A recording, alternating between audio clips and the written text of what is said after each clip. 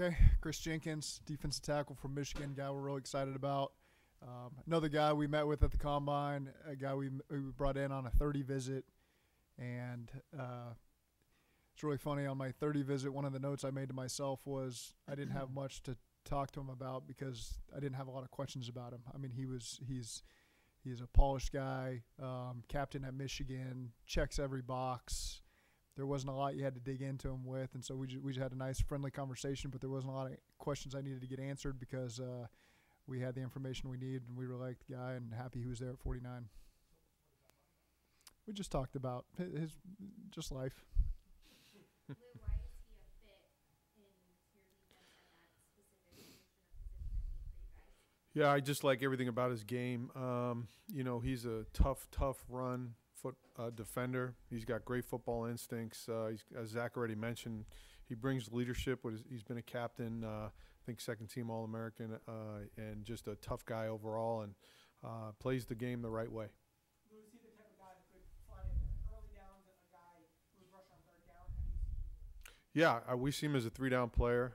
He'll certainly he's already shown that in college at a high level. So right now he'll be slotted in to rotate in with the other guys, and we're very excited to have him. Is that your first?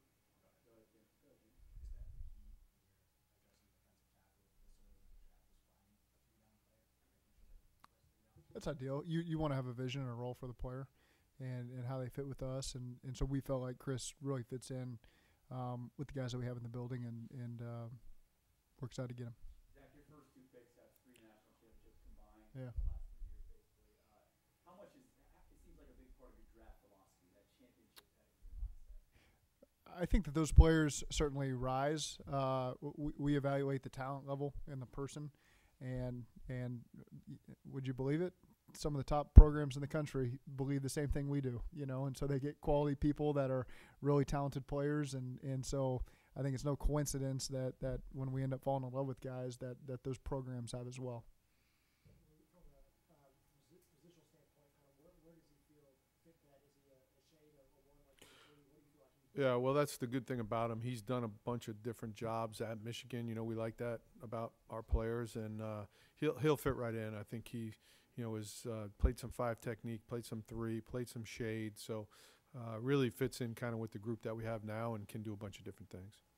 You guys just go straight here. You all take a Michigan guy early in the draft. What is it? Is there something philosophically that maybe defensively that makes those guys really good fit for what you all want to do? I think, like Zach just mentioned, I think it's more about, as we evaluate the players. Oh, by the way, happen to come from Michigan, but they're certainly won the national championship for a reason. They're surrounded by a bunch of good guys. So I think it's a little bit of a coincidence there, but Kris will fit right in well with our guys. How important is it, Lou, for a guy, any defensive player, to come in, pick up systems very quickly?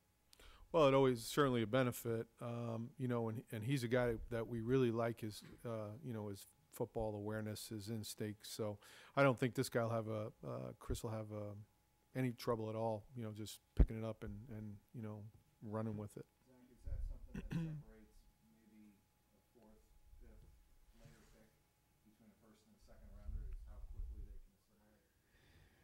It factors in. I think the physical talent, number one, is something that really pops at the top of the draft like this, and that's what he's got.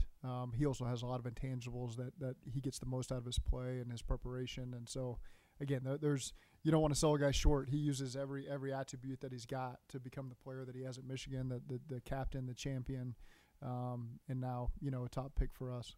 Lou, he didn't post a lot of 2.5 sacks. Is he a pocket pusher? Like, what do you see from him?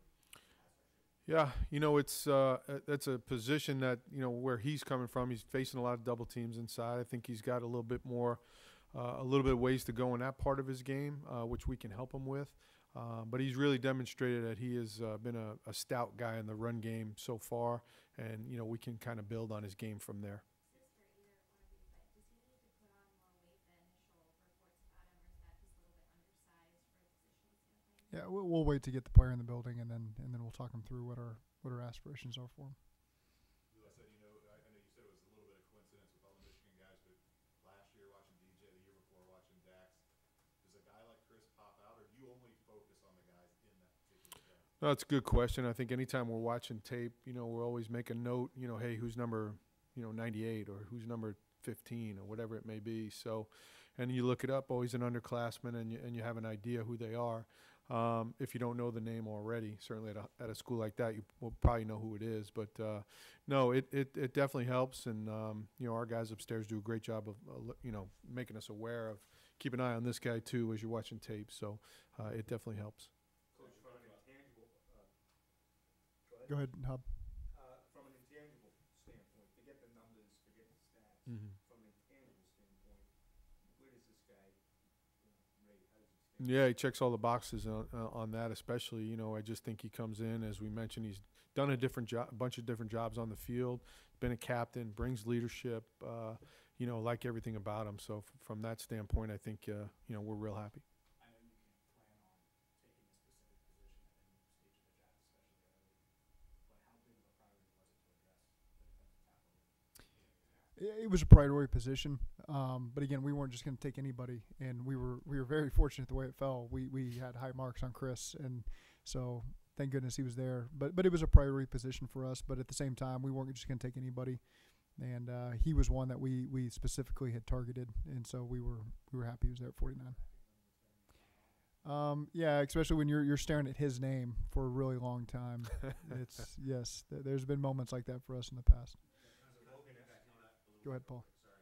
The beginning of this round was not as nice as last night was. Probably there's a lot of names at positions that you guys obviously are interested in.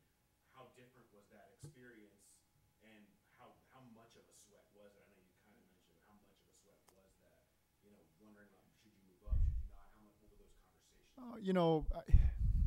It's hard to say because again, he's one we wanted, and so we're fortunate to have fell out. But had he been gone, there's other guys that we have a good vision for, and so that's just the way the draft goes. I think people that would sit in there for the first time would hear who we're targeting and they'd be sweating it out, but just understand we got a good vision for a lot of the players that are still available, and they may be there in later rounds. We may be able to grab them. So at this point, it's kind of teams see guys differently maybe, and so some guys that you're maybe crossing your fingers for, they might still be there in the third round, and you'll have a shot to go grab them then. How many minutes would you estimate you were just staring at Kris Jenkins' name? It feels like these are 7-minute picks. They feel like 27 minutes. I was squinting for an hour. So. Yeah, it feels like a long time. Was the weight Logan-esque? Was it the Logan-like weight, the 2020? It was similar. I wouldn't say Yep. it was too dissimilar to that. Yeah. Does the addition of Sheldon and his strength being able to rush the passer allow you to take a guy like Kris who doesn't necessarily have some of that pass rushing Yeah. yet? Like, does that kind of even it out for you? Well, I think it's when you look at the position itself, I think it's a little bit, it's rare that you get the inside guys that create and produce multiple sacks inside. There's the Aaron Donalds of the world, and then there's everybody else. So, you got to start with something that they do well. We'd rather start with they're a great run defender, and let's build on their pass rush, because I just think that's what fits us best right now. So so playing alongside of BJ and Sheldon and Zach and those guys, I think he fits in great. How much does his athleticism just pop off when you're watching film? You just see a motor, So again, that's him using every ounce that he's been blessed with and he's developed himself, and that's what shows up is you're going to get that consistent player on every single down, and that goes a long way. And again, to the sack production, like as somebody who finds myself watching a lot of D tackles all season long, I never really look at the numbers. It's the tape, and they fit different in schemes, and they play different opponents. Maybe that style of conference doesn't allow for as much, but we got a lot of belief in his upside.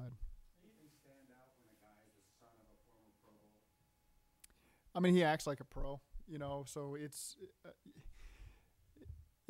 we're always a little late to the party with the background of the player, so I think we're at the combine and we're starting to catch up on everybody, and we're reading through the bio and we're putting 2 and 2 together. Obviously at that point, obviously our scouts and Duke and all them knew that a long time ago, but he knows, I think he carries himself the right way because that's just the type of person that he is.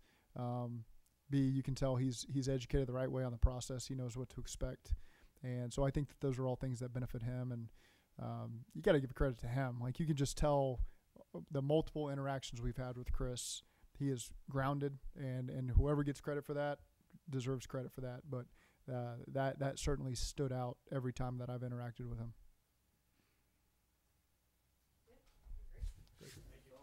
Thanks, guys.